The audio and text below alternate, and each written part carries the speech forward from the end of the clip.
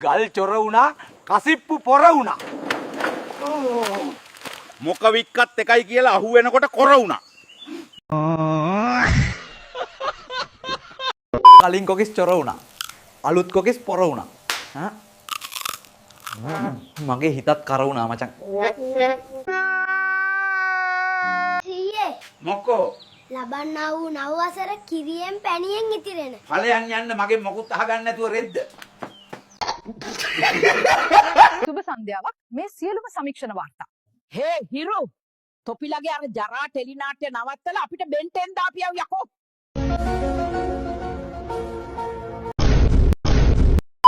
එහා ගෙදර එක රතිච්ච දානවා වැඩිනේ.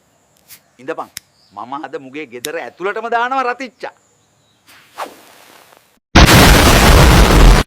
බුදු අම්මෝ මෙන්න ගැරඩියෙක්. මේ ගෑණියේ උඹේ ඔය බලු කතාව නවත්ත ගනින්. මං ගැරඩියෙක් නෙමේ යකෝ රියල් නයෙක්. ලව් කරාට හොඳ වැඩේ. කලින් කොල්ලා චොර වුණා. අලුත් කෙනා පොර වුණා. හැම කෙනාම එකයි කියලා තේරෙනකොට කොර වුණා. හොඳ වැඩේ. කලින් කොල්ලා චොර වුණා. අලුත් කෙනා පොර වුණා.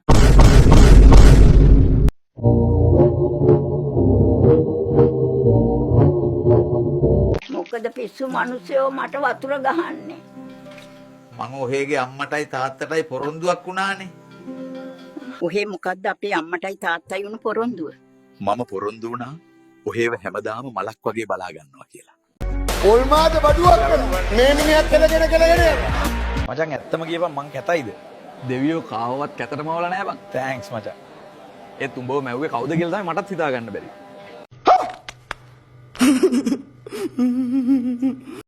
කියන්න බලන්න ලංකාවට ආවේනික සතෙක් වලි කුකුලා. බොහොම හොඳයි. තව එකෙක් කියන්න. උගේ තාත්තා. හෙට එනකොට තාත්තා වෙක්කන් වරෙන්.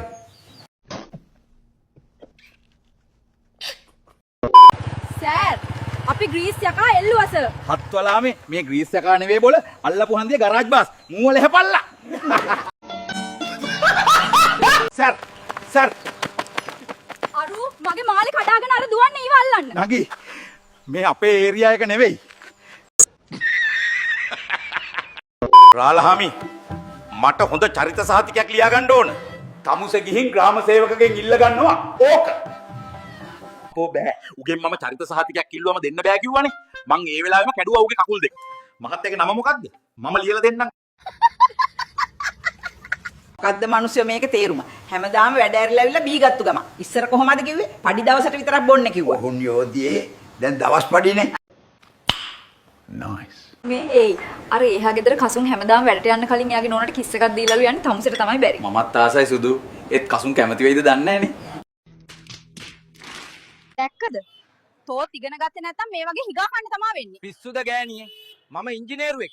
අද ඉරිදා. ඒකයි මේ. විශාල කරදරයක් වුණානේ මේක. ඔක්කද මේ දවස්වල වීඩියෝ දාන්න නැති මිසයිලයක්වත් කඩාපත් වුණාද? අක්කේ තිලුත් නැති හින්දා ඉස්කෝල නිවාඩු ඇති කියලා ආතල් එකේ හිටියා. ඒත් හෙන ගැහුවා වගේ එකපාරම හෙට අනිද්දා විභාගේ තියෙනවා කිව්වා හින්දා මේ දවස්වල පුක උඩ දාගෙන පාඩම් කරනවා. අයියෝ කොහොමද මේ බලන්නේ කොහොමද? තාත්තේ මට අද පාටි එකට යන්න තියෙනවා. යාළුවෝ හැමෝම එන්නේ ලක්ෂ 80 90 වාහනවලනේ. එහෙනම් උඹ මේ රුපියල් 100 දීලා කෝටි 5ක් වටන බස් එකේ ඵලයක්.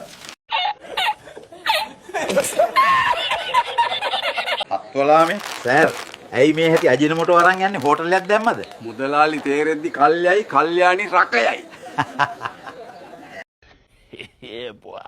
ඇත්තද මේ මිනිස්සු බනිනවා කියලා වීඩියෝ දාන එක නතර කරනවා කියන්නේ? ඔව් මම වීඩියෝ දාන එක නතර කරනවා. ඕනෝ කතා ප්‍රශ්නේ. මල්ලි ඉක්මනට කවුරු හරි රූම් එකට එවහන්. අපේ ගෑණි ජනේලෙන් බිමට පනින්න හදනවා. අපෝ සර් තරහ වෙන්න එපා. අපිට නම් බෑ සර්ලගේ ඔය පවුල් ප්‍රශ්න වලට අත දාන්න. තෝ මගුලක් කියවන්නේ නැතුව අර හිර වෙලා තියෙන ජනේල ඇරලා දීපන්. අද ඊයේ ලයිසන් ගත්ත පොඩි උන් අහනවා අපිට පදින්න පුළුවන්ද කියලා. අනේ පංචෝ අපි ලයිසන් එක ගන්න ට්‍රයල් එක තියෙනකොට උඹලා අම්මගේ බඩේවත් නැහැ. what? මේ පිස්සු යක්කු පාරවල් මැද ගෙවල් හදලා තියන්නේ ඒක මගේ වරදක් නෙවෙයි. මේ මිනිස්සුන්ගේ මොලේ හොඳ නැද්ද? තමුන්ගේ ගෙදර ලිපපත්තු නොවුනාට මොකද? අල්ලපු ගෙදර බෙලෙක්කේ හැදෙන හොද්දේ ලුණු බලන්නත් මූට තියෙන පුදුම අමාරුවක්නේ. මුදලාලි මට මල් චීත් එකකුයි නයිට් එකකුයි දෙන්න. ඒ මහත්තයෝ අවුරුද්දක් නෑ ගම් යන්නද? නෑ මුදලාලි වයිසී මහත්තයා කේලම් කියන එකෙක් ඉන්නවා ඌට යවන්න.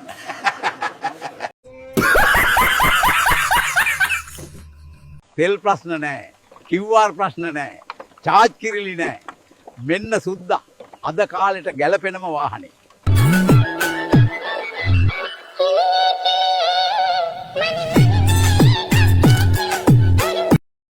කොල්ලෝ ඉක්මනට දුවලා ගිහින් මගේ කාමරේ තියෙන දත් කුට්ටම අරන් වරෙන්. ඒ මොකටද සීයේ? අම්මා තාම බත් වියලා ඉවරත් නෑනේ. නැති දෙයක් නෑ බත් කන්න නෙමෙයි බං. අර එහා ගෙදර සීලවතිය ආච්චි එළියට ඇවිල්ලා ඉන්නවා. ඒත් එක්ක පොඩ්ඩක් hina වෙලා උකුළු මුකුළු පාරක් දාන්න. හෙලෝ බාප්පේ. ගමේ හැමෝටම කිව්වා නේද මට ඊයේ ලයිසන් එක අරන් දුන්නා කියලා.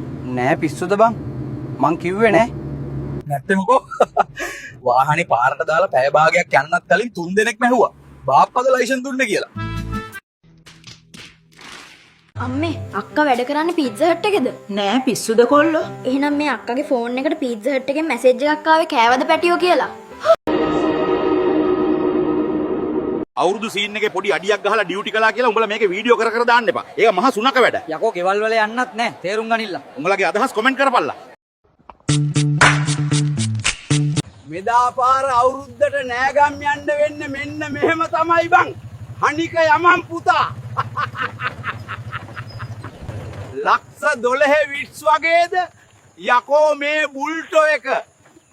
පට්ට ආතල්.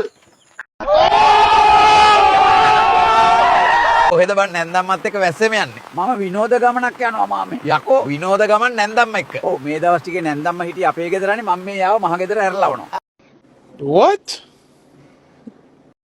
මම මැරුණොත් ඔයා වෙන කෙනෙක්ව කසාද බඳිනවද? කවදාවත් නැහැ මම මගේ නංගි එක ජීවත් වෙනවා. එහෙමද? මම මැරුණොත් ඔයා මොකද කරන්නේ? මමත් ඔයා වගේ ඔයාලගේ නංගි එක්ක ජීවත් වෙනවා. වනචරයා. පුංචි කෙල්ලන්ව රවට ගන්න හදන කොපටි කයිරා ටික කාබරයක්. මහත්තයෝ සදට යන උන් වරෙල්ල. මග නවත්තන්නේ ආයි. කලින් එකා චෝරා කියලා මට hina වුණා නේද? දැන් මගේ අලුත් එකාගේ පෙනුම බලලා. උඹලගේ හීන් දාඩිය දානකොට රෙදි ඇඳගෙනද බං hina වෙන්නේ?